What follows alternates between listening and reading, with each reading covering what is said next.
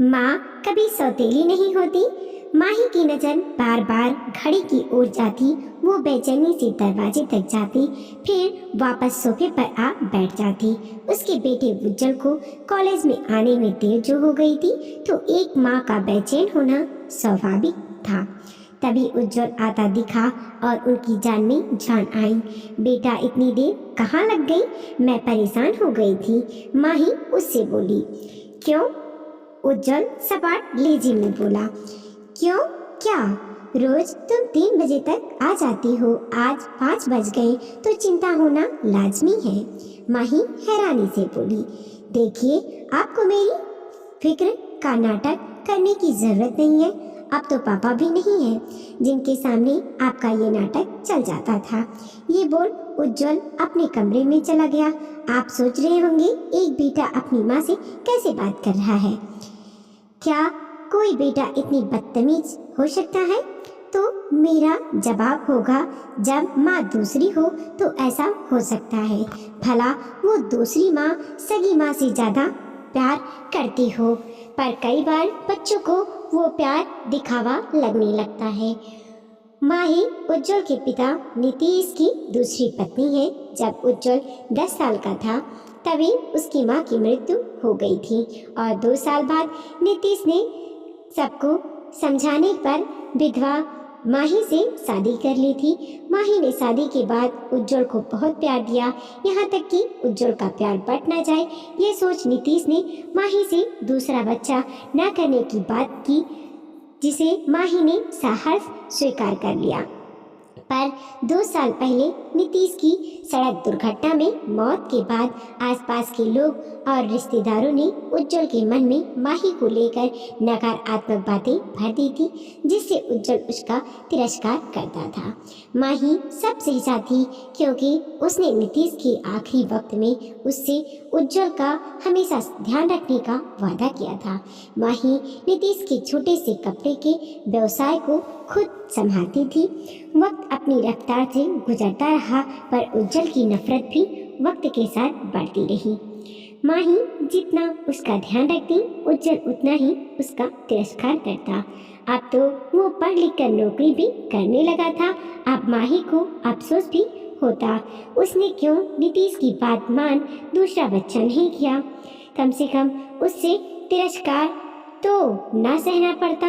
फिर ये सोच खुद को समझाती कि नसीब में जब सुख ना हो तो औलाद का तो क्या सगा क्या सौतेला। बेटा, ये क्या तुमने शादी कर ली? एक दिन अचानक उज्जवल को एक लड़की के साथ आया देख माही हैरान रह गई, क्योंकि दोनों के गले में जयमाला पड़ी थी। हाँ, तो ये मेरी जिंदगी है, मैं जो भी करूं मेरी मर्जी। तुम कौन होती हो मुझसे सवाल करने वाली? उज्जवल उखड़े अंदाजे में बोला और उस लड़की जिसका नाम सिद्धि था उसे ले अपने कमरे में चला गया। माही स्तब्ध रह गई। वो नीतीश की तस्वीर के सामने खड़ी हो आंसू बहाने लगी। नीतीश, आप मुझे कैसे धर्म संकट में छोड़ गए हो? हर वक्त का तिरस्कार अब सहन नहीं होता, माही आंसू बहाती हुई बोली। बहू, चाय लाई हूँ, दरवाजा खोलो। अगले दिन वो उज्जवल के कमरे का दरवाजा खटखटाती हुई बोली। जब आपने कोई बेटा जना ही नहीं तो मैं आपकी बहू कैसे हो गई? रही उज्जवल की बात, उसके लिए अब मैं हूँ, तो आपको चिंता करने की जरूरत नहीं है। उज्जवल, कह दो इस औरत से, तुम पर बस मेरा अधिकार है। सिद्धि बोली। सुन लिया तुमने या कुछ और सुनना बाकी है? जरा भी आत्मसम्मान है तुम में तो चली क्यों नहीं जाती हमारी जिंदगी से? उज्जवल चिल्लाया। अब तक माही सब सह रही थी, क्योंकि वो उसने कभी उज्जवल को पराया समझा ही नहीं, पर सिद्धि के द्वारा किया अपमान उसके बर्दाश्त के बाहर होने लगा था।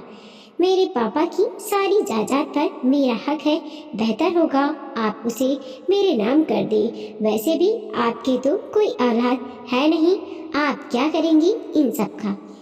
कुछ दिन बाद उज्जवल माही से बोला।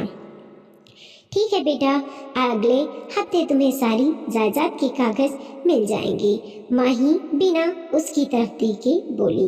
नीतीश की कोई जुड़ी जायदाद तो थी नहीं, जो कुछ था माही ने उज्जवल की पढ़ाई में लगा दिया था। इन सब में माही के सिर पर थोड़ा कर्जा भी था, जो उसने नितेश के कपड़े की दुकान पर लिया था। अगले हफ्ते माही एक चिट्ठी और कुछ पेपर छोड़ सिद्धि और उज्जवल के निकलने से पहले ही घर से निकल गई। उज्जवल जब उठकर आया, उसने चिट्ठी पढ़ी। बेटा उज्जवल, माँ कभी सौतेली नहीं होती, पर शायद दुनिया की नज़र में वो कभी सगी बन ही नहीं सकती। मैंने अपना सब कुछ तुम्हें माना, इसीलिए तुम्हारे पापा के कहने पर अपनी संतान को भी जन्म नहीं दिया। सोचा था तुम तो हो मेरे बेटे, पर मैं भूल गई थी माँ भले सौतेली ना हो पर औलाद सौतेली बन जाती हैं। इसीलिए यहाँ से दूर जा रही हूँ उन बच्चों के पास जिन्हें ममता की ज़रूरत है, क्योंकि वो ना खुद सौतेली हैं, ना किसी की ममता को सौतेला मानते हैं, बल्कि वो तो तरसते हैं ममता के लिए। रही जमीन जायदाद की बात, तो दुकान पर तुम्हारी पढ़ाई का कर्ज चढ़ा रहा है, जिसके पेपर साथ में है, उसे बेचकर मैंने कर्ज चुका दिया। अब बस ये घर है जो कल भी तुम्हारा था, आज भी उसके कागज छोड़ रही हूँ। अब तक हर तिरस्कार सहकर भी तुम्हारे साथ थी, क्योंकि तुम्हारे पिता से वादा किया था तुम्हें कभी अकेला ना छोड़ने का। पर अब जब तुम अकेले नहीं रहे, तो मैं भी अपने हर वादे से आज़ाद होना चाहती हूँ।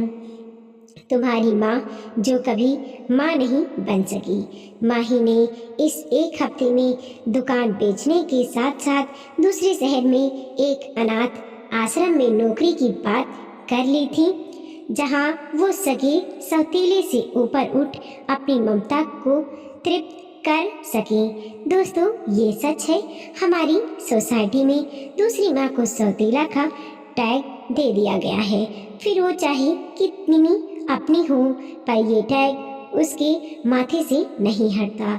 भले वो अपना सर्वश्रेय अपनी औलाद पर न्यौछावर कर दे, तब भी वो खुद सौतेली ना बने तो दुनिया उसके बच्चे को सौतेला बना देती है, मन में जहर भर के। ये पुरुष बस झूठे दंभ में रहते हैं। क्या बात है बहू, देख रही हूँ तुम कब से इधर से उधर चहलकदमी किए जा रही हो, कोई परेशानी है क्या? सुनंदा जी ने बहू राशि से पूछा। हाँ माँ, वो कमली को लेकर थोड़ी परेशान हूँ। कुछ दिनों से वो बहुत परेशान लग रही थी, जो पूछा तो सुनकर मेरा हृदय बेचैन हो गया। फिर मैंने उसे बहुत समझाया और कहा कि अब से तेरा पति ऐसा किया करे तो बर्दाश्त ना करना। ये पुरुष कभी कभी अपने आप को भगवान समझने लगते हैं और औरतों को अपनी दासी, जो हर समय उनकी सेवा में उपस्थित रहे। अब तक वो नहीं आई तो डर लग रहा है कहीं उसके पति ने उसके साथ नहीं बेचारी को कुछ हो गया तो उसके बच्चों का क्या होगा। उसके लिए ही तो वो इतनी मेहनत कर रही है, ताकि वो अपनी जिंदगी उस चाली में ना गुजारे। राशि कमली का सोच सोच कर परेशान हो रही थी, तभी कॉलवेल बजी। सुनंदा जी ने दरवाजा खोला तो सामने कमली खड़ी थी। जल्दी से घर के अंदर घुसकर राशि को देखते हाथ जोड़कर बोली, आपने सही कहा था दीदी, ये पुरुष बस झूठे गम में रहते हैं। जरा सा हम हिम्मत दिखाए तो वो भी डर सकते हैं, पर ये तो बता हुआ क्या? राशि आश्चर्यचकित हो पूछी। कमली वहीं जमीन पर पसर कर बैठ गई। राशि और सुनंदा जी पास ही कुर्सी पर बैठ गई। कल फिर वो निकम्मा पीकर आया और खाना खाकर सोने चला गया और मुझे आह्वान देने लगा, जल्दी आ दीदी, दोनों बच्चों की परीक्षा आने वाली। वो पढ़ाई कर रहे थे। मुझे कहा, माँ तुम यहाँ हमारे पास रहो ना। जब रात को बत्ती जाती है तो डर लगता है। मैं पति को बोलने गई, तुम सो जाओ, मैं जरा बच्चों के साथ हूँ। वो नशेड़ी मेरा हाथ पकड़कर बोला, कह रहा हूँ ना, समझ नहीं आ रहा, चल आ। सच बोलूं दीदी, मैं एक पल को डर गई। बच्चे सयाने हो रहे हैं, उनके सामने माँ बाप की ऐसी बातें हों, शोभा तो नहीं देता। मैं उसको बोली, ये क्या तमाशा कर रहे हो? बच्चे अभी पढ़ रहे हैं, सुनेंगे तो क्या सोचेंगे? तो कहने लगा, आजकल के बच्चों को सब पता है, चल आ, कमरा बंद कर। उसकी ठिठाई सुन मेरा रोम रोम गुस्से से भर गया। मैं उसको बोली, तेरा भेजा फिर गया है क्या? ज्यादा करेगा ना तो 4 थप्पड़ मुझे भी लगाने आते हैं। पति हो, लिहाज कर रही हूँ, इसका मतलब ये नहीं तुम जो बोलोगे सुनती रहूंगी। कहे कमरे से बाहर निकल गई। बच्चे वहीं पास में पढ़ रहे थे, मेरी सूरत देखने लगे। शायद अंदर की बात की भनक उन्हें भी लग चुकी थी। कमली ये कहे थोड़ी चुप हो गई। फिर क्या हुआ? कमली, तेरे मर्द ने कुछ नहीं कहा? सुनंदा जी पूछी। अरे ना माँ जी, पूछो ही मत। वो बाहर आकर बोलने लगा, बड़ी जुबान चल रही है तेरी, बाहर का हवा पानी ज्यादा लग रहा है तुझे। कल से तुझे रहना घर पर, तब अकल ठिकाने आएगी। ये सुन मैं बिखर पड़ी। तो क्या तू घर चलाएगा? बच्चों की फीस, घर का राशन पानी तू करेगा? तू तो बस दारू ताज है, ना पत्नी की फिक्र ना बच्चों की। बस एक औरत चाहिए तुझे जो तेरी हर इच्छा पूरी करे। कान खोल कर सुन ले, जो आज के बाद मुझे मारा या बच्चों की पढ़ाई रुकवाई, मुझसे बुरा कोई ना होगा। अरे अच्छा पुरुष बन कर रहे, घर परिवार का सोच। जब इज्जत देगा तो ही इज्जत पाएगा। अब जाकर सो जा। मैं कहकर रसोई में बच्चों के लिए पानी लाने चली गई। वो आया और मुझे पकड़कर अपनी ओर घुमाकर हाथ उठाने को हुआ, पर नशे की वजह से लड़खड़ाकर गिर पड़ा। तभी मेरा 15 साल का बेटा आकर उसे बिस्तर पर ले जाकर सुला दिया और बेटी दौड़कर आई और बोली, माँ आज तूने पहली बार बापू के सामने बोलने की हिम्मत दिखाई है। बहुत अच्छा लगा। हर जगह देखो तो कुछ पुरुष अपने आप को कुछ ज्यादा सुपर समझते हैं, अपने अहंकार में डूबे रहते हैं। बापू भी उन्हीं में से एक हैं। अब तो बापू की बात का ऐसे ही करारा जवाब देना। तू सहती रही तभी तो वो तेरे से ऐसा व्यवहार करते हैं। जानती है दीदी, बेटी की बात सुनकर लगा वो जो मैं कल तक ना बोलती तो शायद मेरी तरह डरपोकी बनती मेरी बेटी। बस मुझे इस बात की खुशी हो रही कि मेरी बेटी को कुछ मिसाल मैंने पेश कर सकी। कह कमली काम करने उठ गई। और तेरा पति वो कुछ न बोला? राशि ने पूछा। क्या ही बोलेगा दीदी, हम सब उससे बात ही नहीं कर रहे। देखते हैं कब तक अबोला रहता है। कमली झाड़ू करते करते बोली। उधर कमली के पति साथ बात बंद हुए 10 दिन गुजर गए। एक रात जब वह चौकीदार खत्म कर घर आया, बुखार से तप रहा था। उसकी हालत देख कमली को समझ आ गया वो ठीक नहीं है। वो चुपचाप जाकर सो गया। कमली ने इशारे में बेटे को बापू को देखने को कहा। माँ, बापू को तो बहुत बुखार है, घर में दवा भी नहीं, मैं जाकर दवा लाता हूँ, तुम तब तक पट्टी कर। बेटा घबराते हुए बोल निकल गया। कमली जाकर पति के सिर पर पट्टी करने लगी। इतने में बेटी खाना लाकर बापू को खिलाने लगी। उसके बाद दवा देकर सब उधर ही बैठ गए। सुबह जब कमली के पति की नींद खुली तो देखा सब उसके आसपास ही बैठे हैं और सवालिया नजरों से मानो पूछ रहे हूँ आप कैसे हैं। तुम सब क्या मुझसे बात नहीं करोगे? माना बहुत गलतियाँ हुई मेरे से, फिर मैं तो मर्द पुरुष दंभ में जकड़ा रहा। तुम सब पर अपना हुक्म चलाना अपनी शान और अधिकार समझता रहा। तुम सब मुझसे नाराज थे, फिर भी मेरा इतना ख्याल रखा। आखिर क्यों? कमला के पति ने पूछा। आप एक पुरुष दंभ में जरूर रहे बापू, पर हम सबके लिए आप इस घर का अहम हिस्सा हो। तुम्हारी हर बार की मार से माँ चट्टान जैसी हो गई। तुम्हारी गालियाँ सुनकर हमारे अंदर अब किसी की बात का बुरा लगना बंद हो गया। तुम सुधर जाओ हम यही सोचते रहे, पर तुम सुधरोगे ये सोचना ही गलती हमारी। बेटा ने कहा, तुम पति हो, तुम्हारी हर इच्छा का मान करती रही, पर कभी तुम मेरी भावनाओं को समझना ही नहीं चाहे, तो हमने दूरी बना ली। पर क्या इतना आसान था तुम्हें बीमारी में छोड़ना?